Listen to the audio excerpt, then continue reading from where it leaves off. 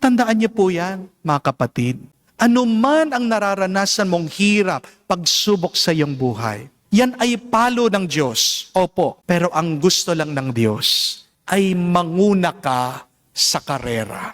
Kaya ginagawa yan ng Diyos kasi gusto niya magtagumpay ka. Amen? Hindi po kinatutuwa ng Diyos na matalo tayo. Matatalo ka kung iiwas ka sa iyong pagsubok.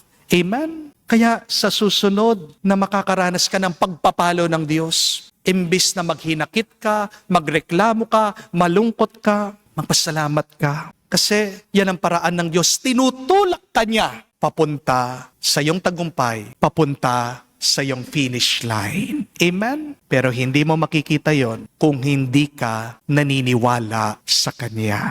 Sabi din po nila, ang buhay po ay parang piso. May dalawang side ng ating buhay. Meron pong saya, meron pong hapdi. Merong magaan, meron din pong mabigat. Di po ba? Baka nakikita lang po natin sa ating buhay yung puro hapdi, puro hirap. At marami po sa atin, ano ang nais? Gustong takbuhan, gustong iwasan, gustong alisin yung mga sakit at hirap ng ating buhay. Pero subukan niyo po ito. Kumuha po kayo ng barya, 5 piso, 10 piso, 20 pesos. Burahin niyo po yung isang side ng piso. Burahin niyo po. Di ba ginagawa ng mga bata yan, no? Binubura sa semento. Ngayon, pag nabura na po yung isang side, punta po kayo sa tindahan, sa grocery, ibayad nyo. Ang tanong, tatanggapin po nila, yes or no? Hindi po. Bakit? Kasi binura mo yung halaga. Di po ba?